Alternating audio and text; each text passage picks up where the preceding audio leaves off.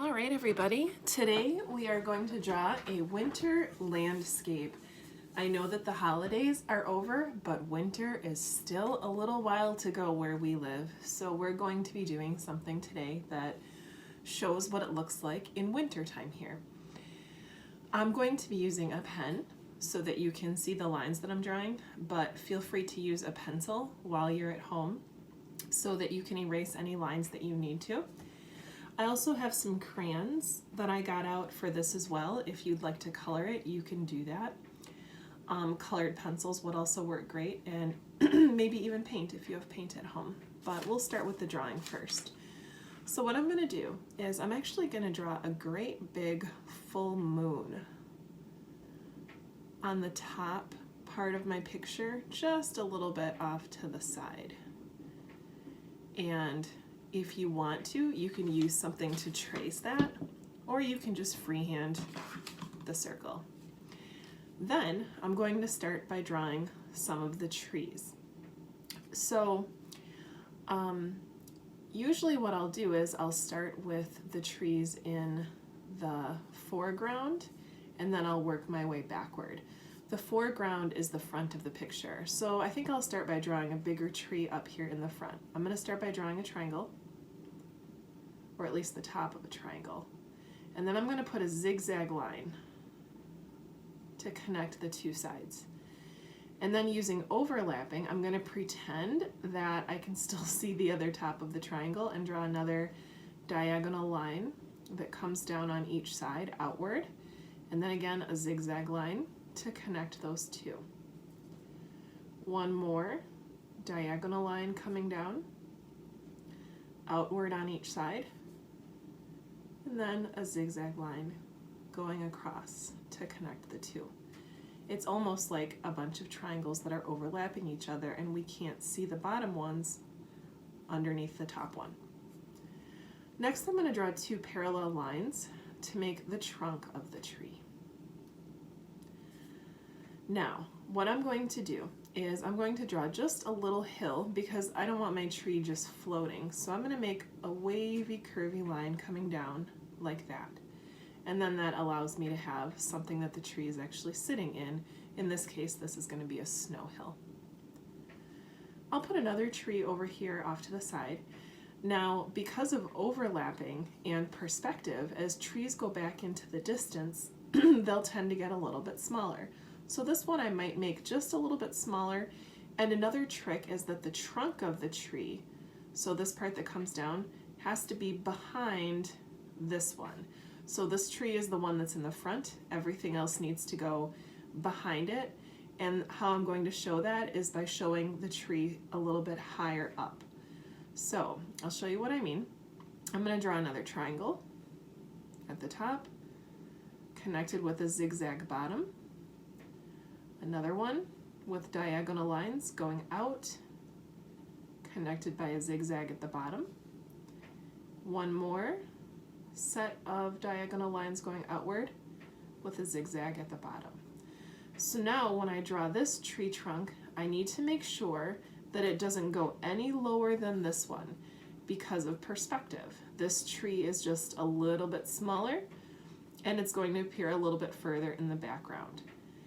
I think it's time to add a big hill. I went sledding over the past weekend for the first time in a really long time, and it was a lot of fun. So I'm going to pretend that this was my big snow hill that I went down. So I made this curvy line go along behind this tree and then just right underneath this one. So it has something that it's sitting on, so it's not just floating in space. And this line is coming down. This front tree is also overlapping it because it's in the front, in the foreground. So this line will stop once it hits the tree and then continue. Next up, I think I'm going to finish, maybe draw one more hill overlapping further in the background. So I drew kind of a curved line for that. And again, since this tree is in front of the hill, I'm going to use overlapping and not have this line go right through the tree, but instead the tree is showing up in front of the line. I hope that makes sense. All right, Next up, I think I'll put a couple more trees way off into the distance. So triangle connected by a zigzag line, couple more diagonal lines going outward, connected by a zigzag, diagonal line, zigzag, and then a tree trunk. And maybe I will do a couple more way off in the distance. Triangle, zigzag, triangle, well, diagonal lines coming outward, zigzag, diagonal lines, zigzag, parallel lines going straight down. And let's put one more way back here. Triangle, zigzag, diagonal lines going out like an overlapping triangle, diagonal lines, zigzag, parallel lines, lines that are going straight up and down next to each other. Don't forget that if I'm going too fast, you can always pause and take a moment to catch up. I'm going to start coloring now, and this is optional, but color will really make a difference in your picture. So I'm going to use some of the crayons that I have here, and even though the sky is very dark in winter, when there's a full moon it can be really bright and actually really light up the whole sky. So I'm going to color with blue, actually, right around the moon.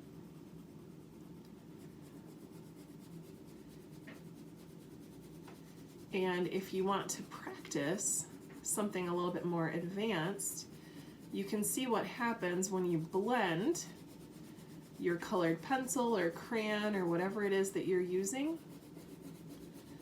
So as I go a little bit further out, I'm applying lighter and lighter pressure. So that means I'm not pressing down quite as hard. So I'm practicing control of the material and not pressing quite so hard as I go further out. Now I'm going to take, I have a black here, and I'm going to actually do some black on the inside just to darken this a little bit. If you have a dark blue crayon or colored pencil or even paint, that's great. But since all I have is a set of 8 crayons, I'm going to have to practice this a little bit and try a new technique. I have to try something different and experiment, see how it goes. There's no wrong way to do art, and that's the fun part. You can't really do it wrong because it's all about you and what you choose to show. That's what I love about art. It can be anything that you want it to be.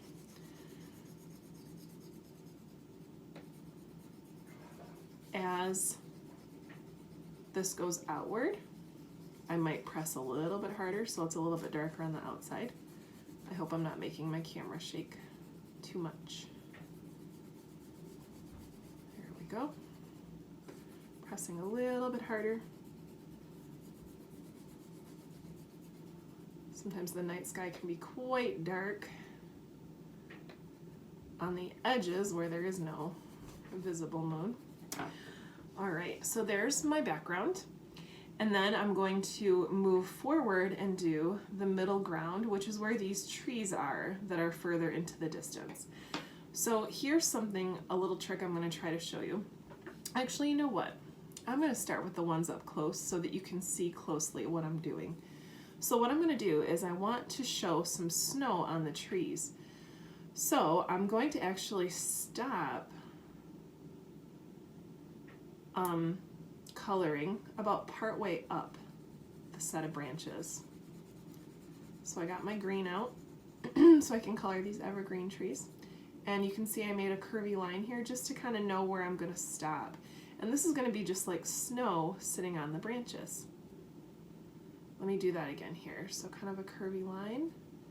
Then I'm going to color the bottom half, the bottom part.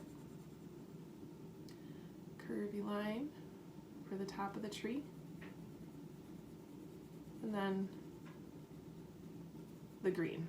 So it's almost like there's snow sitting on the top of all of the branches. I'll do that again here. I'm going to move kind of quickly, so feel free to slow down or pause. Or maybe you didn't even get this far. Maybe you're not going to color it, you're just going to leave it black and white, and that's fine too. So I'm just finishing up. Now as I move backward, it's going to be a little bit harder to see, so I have to get even more control of my crayon, because I'm doing tinier movements and using my little muscles in my hand to try to color in these small details. So I'm doing just the bottom half of each set of branches. All right, and again, feel free to pause if you need to, because I moved through that pretty quick, but it's because this is probably going to turn into a long video.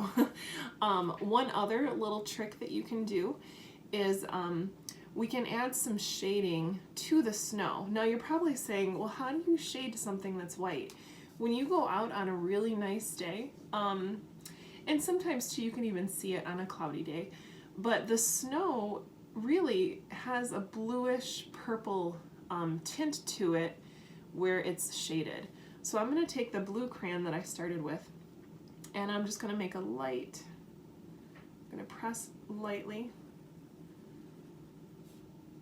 along this line that I made up here, and I'm going to press lightly way back here and follow the line that I created to show my hill, and just gently pressing down just to get a little bit of blue to add some contrast and some interest.